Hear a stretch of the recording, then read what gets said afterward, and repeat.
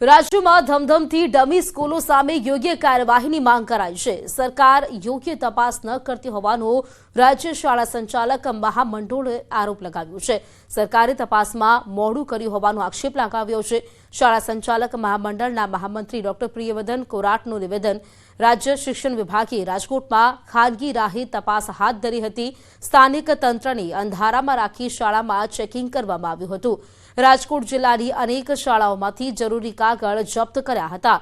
Dummy સ્કૂલમાં ધોરણ 12 વિજ્ઞાન પ્રવાહની પ્રેક્ટિકલ પરીક્ષા લીધા વિના વિદ્યાર્થીઓને પાસ કરી દેતા હોવાનો પ્રિયવર્ધન કોરાટે દાવો કર્યો છે। ડમી શાળાનું દૂષણ તો 6ઠા ધોરણથી શરૂ થઈ ગયું છે અને અત્યારે કોઈ તપાસ કરતું હોય તો એ તપાસ ખોટી છે। ધોરણ 10-12ની પરીક્ષા લેવાઈ ગયેલ હોય, 10-12ના બાળકો શાળાએ આવતા ન હોય, આનું મોટું પ્રમાણ 12મા ધોરણમાં છે। ત્યારે સત્ર શરૂ થાય ત્યારે તપાસ થવી જોઈએ। અત્યારની તપાસથી કોઈ કંઈ પકડી શકવાનું નથી। અમેરિકાના પ્રમુખ ડોનાલ્ડ ટ્રમ્પે લાદેલા ટેરિફના કારણે ગુજરાતમાંથી અમેરિકામાં થતા વેપાર પર માઠી અસર પહોંચવાની છે। ગુજરાતમાંથી થતા ટેક્સટાઇલના 3500 કરોડની નિકાસ પર અમેરિકા દ્વારા 27% ટેરિફ લગાડવામાં આવ્યો છે, જેના પગલે કાપડ ઉદ્યોગના વેપારીઓમાં ચિંતા પ્રસરી છે।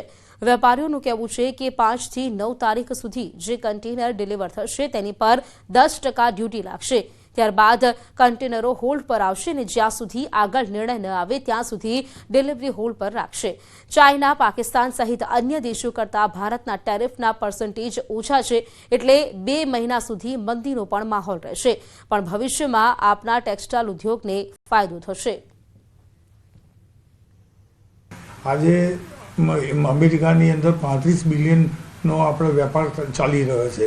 હવે એની અંદર અત્યારે શરૂઆતમાં આપણને થોડી મંદીની અસર દેખાશે, પણ લોંગ ટર્મ ઉપર ચોક્કસ વિશ્વાસ રાખજો કે ભારતની અંદર ટેક્સટાઇલની અંદર સારામાં સારી ઉજળી તકો હું જોઈ રહ્યો છું।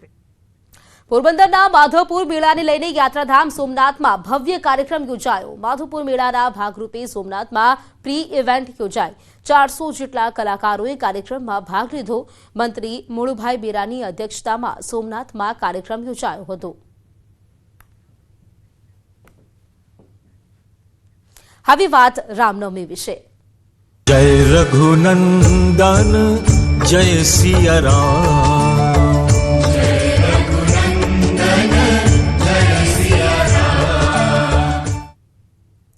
રામનવમીના પાવન પર્વે યાત્રાધામ શક્તિપીઠમાં વહેલી સવારે ભક્તોનો ઘોડાપૂર ઉમટ્યો। મંદિરમાં હૈયે હૈયું દળાય તેટલી ભીડ ઉમટી હતી। વહેલી સવારે માતાજીની મંગળા આરતીમાં ભક્તોનો જમાવડો જોવા મળ્યો હતો। મંદિરમાં જવા માટે લોકોની કતારો જોવા મળી હતી। માતાજીના જયઘોષથી માળસ્કે ડુંગર ગુંજી ઉઠ્યું હતું।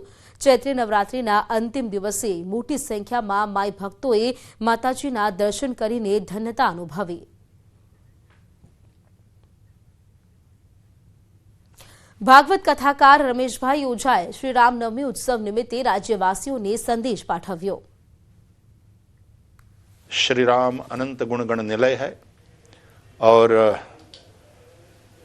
जितने धीर है उतने वीर भी हैं और जितने वीर है उतने धीर भी है। वीरता और धीरता का सुभग समन्वय भगवान श्री राम जी का चरित्र सदैव मन में रखते हुए हम यह उत्सव जब मनाते हैं तो श्री राम के पथ पर चलने का प्रेरणा हमें मिले और उसके लिए हम संकल्प करें और सनातन धर्म की ध्वजा को बहुत गौरवपूर्वक लहराएंगे, गर्व से कहेंगे हम हिंदू हैं।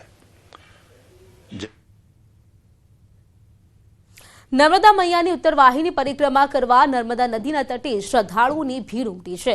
હજારોની સંખ્યામાં શ્રદ્ધાળુઓ માં નર્મદાના તટે 21 કિલોમીટરની પરિક્રમા કરી ધન્યતા અનુભવી રહ્યા છે। ગુજરાત પવિત્ર યાત્રાધામ વિકાસ બોર્ડ અને જિલ્લા વહીવટીતંત્ર દ્વારા પરિક્રમા કરનારા પદયાત્રિકો માટે દરેક પ્રકારની સુવિધાઓ ઊભી કરવામાં આવી છે। જુદા જુદા રાજ્યોમાંથી પણ મોટી સંખ્યામાં શ્રદ્ધાળુઓ ઉમંગ અને ઉત્સાહથી પદયાત્રા કરતા નજરે પડ્યા। નર્મદે હરના નાદ સાથે ગુંજી ઉઠ્યો નર્મદા નદીનો તટ। I just want to give the one message to everybody that in your life you should do at least one time the Uttarvahini Narmada Parikrama. Tilakwada से हम लोग परिक्रमा उठाए सुबह 5 बजे। अभी रायचौर मंदिर इधर आ गए, इधर से हम लोग बहाल भोग करके फिर हम तिलकवाड़ा से परिक्रमा पूरा करेंगे। હવે વાત કરીશું અનંત અંબાણીની આસ્થાની પદયાત્રાની।